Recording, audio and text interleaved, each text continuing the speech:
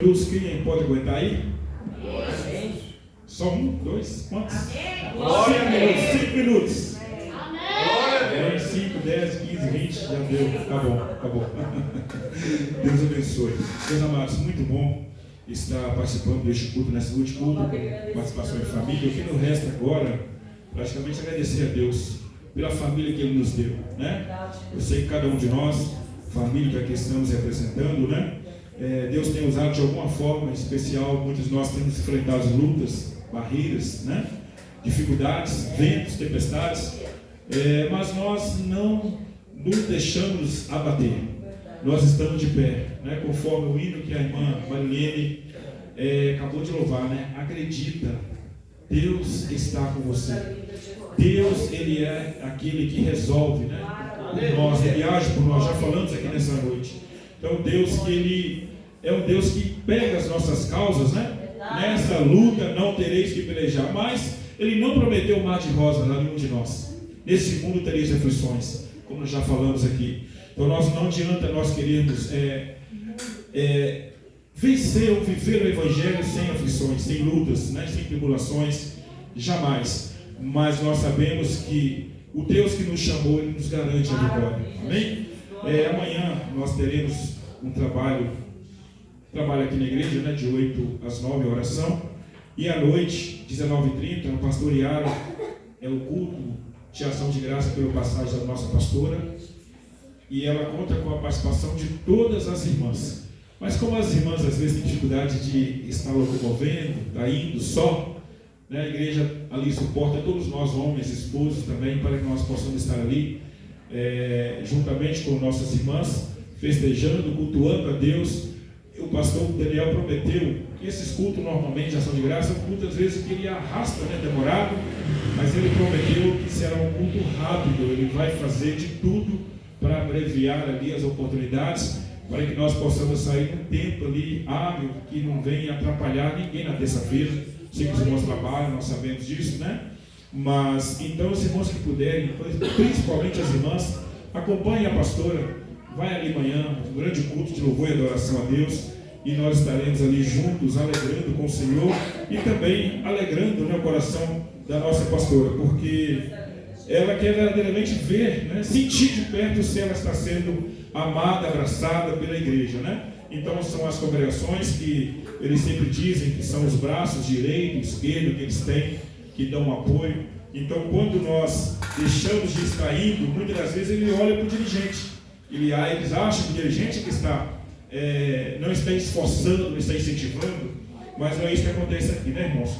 A gente está sempre passando a agenda da igreja 7. Todos os irmãos amanhã, por gentileza, irmãs, né, principalmente, estarão ali juntamente com a nossa pastora, festejando, cultuando e celebrando ao Senhor pela passagem do aniversário. Amém? Meus amados, nós lemos nessa noite, em rápidas palavras aqui, 5 minutos realmente, Evangelho segundo Mateus, no capítulo 13, essa parábola do Senhor Jesus, falando sobre o joio e o trigo.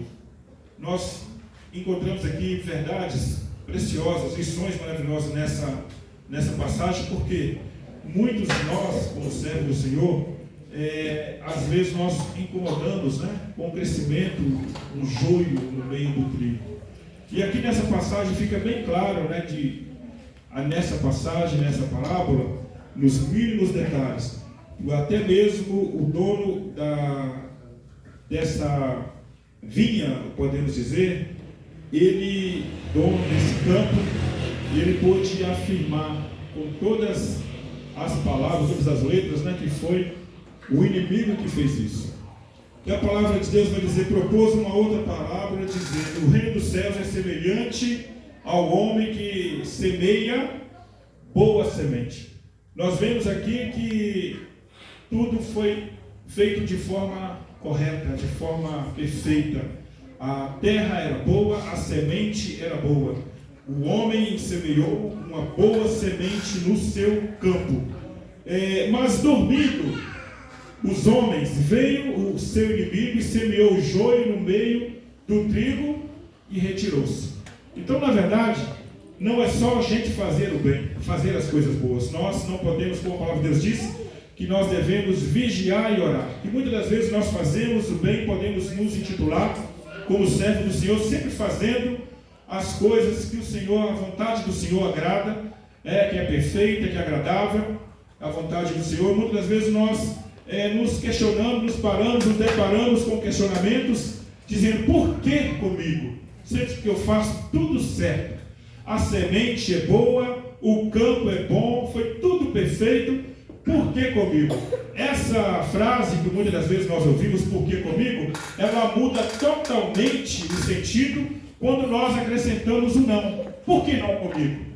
Se eu não vigiar, se eu dormir, mesmo eu fazendo as coisas certas, mesmo eu estando no centro da vontade de Deus, mas se eu cochilar, se eu dormir, o mal vem, o mal sobrevém, o inimigo vem, o inimigo aproveita neste momento, que nós vacilamos, que nós dormimos, que nós cochilamos. O apóstolo Paulo, ele disse em sua palavra, é hora de despertarmos do sono, é hora de nós despertarmos do sono da negligência. Muitas das vezes nós dormimos, achamos que está tudo perfeito, nós dormimos, nós caímos naquilo que muitas pessoas dizem, nós estamos em berço esplêndido, estamos na zona de conforto, nada nos falta, então nós temos um sono tranquilo, dormimos. Mas é neste momento onde nós dormimos, onde nós achamos que tudo está a mil maravilhas, é que o inimigo vem e semeia a semente, semeia o joio no meio do trigo. E aí a palavra vai dizer que, nessa palavra, que a Eva, ela cresceu junto. Só que o joio, ele é fácil de ser notado. Porque o trigo vai chegar no seu tempo, ele vai frutificar, ele vai ter semente, ou seja, ele vai se curvar, com o peso da semente, ele vai se curvar. E o joio, embora seja semelhante, embora seja igual, embora ele ocupou o mesmo espaço, embora foi o inimigo que semeou, ao haver um sono, uma negligência, o joio ele vai prosseguir ficar de pé, porque ele está leve. Ele não tem resultado, ele não tem fruto. Então, nessa parábola, nós vamos ver aqui que os servos do pai de família, indo ter com ele, disse: Senhor, não semeaste tu no seu campo somente semente boa? Por que então o joio? E eles disseram: o inimigo é quem fez isso. Olha só, ele teve consciência, ele teve certeza de que ao dormir, foi o inimigo que fez isso, porque ele tinha convicção do que a semente que ele havia semeado era semente boa. Eu não semeei semente ruim, eu não fiz nada que não agrada ao Senhor. Mas qual que foi o meu erro? Qual que foi a minha falha? Eu dormir, eu me acomodar, Deixei de vigiar. E a palavra diz: vigiai e orai, sejam vós sóbrios, vigilantes. E aqui ele diz, aqueles servos diz: querem pois, e os servos lhe diz: querem pois que vamos arrancá-lo? Porém ele lhe disse, o pai de família, ele disse: não, para que ao colher o joio não arranqueis também com ele o trigo, deixai crescer ambos juntos, até que a ceifa. Por ocasião da ceifa, direi aos ceifeiros: colhei primeiro o joio e atalhos em molhos para queimar, mas o trigo ajuntai-o no meu celeiro. Olha só o que diz a palavra. Na verdade, quem entende do joio e do trigo é o semeador, é o Senhor da ceifa. Ele que entende, porque é bem provável que o joio nasça, é lícito, podemos dizer que o joio nasça no meio do trigo. Já foi feita uma pergunta aqui nessa noite. Rainha Esther e a Vasti, Quem nós somos? Joio ou trigo? Muitas das vezes nos deparamos com essa pergunta: eu estou sendo joio? Há momentos que eu vou ser joio e há momentos que eu vou ser trigo. Então, o que importa é que não cabe a mim tirar o joio que está crescendo no meio do trigo. Quem entende muito bem é o semeador. E é no dia da colheita, não é agora. Tudo tem um tempo certo. Tudo tem um momento certo. Essa pessoa que está do meu lado, que está do seu lado hoje, pode ser joio, mas com o tempo, ela pode ser trigo. Ela pode ser transformada. O Evangelho, ele é transformador. Então, que nós possamos, como eu disse no início, nós não temos uma escolha, né? O escolhido não tem escolha. O escolhido, ele faz aquilo que o seu Senhor pede, né? Nós obedecemos. Há princípios que nós devemos estar sempre ligados. É o princípio da honra, honrar, e o princípio da obediência, obedecer. Essas duas palavras devem seguir a nós como servo do Senhor. Amém?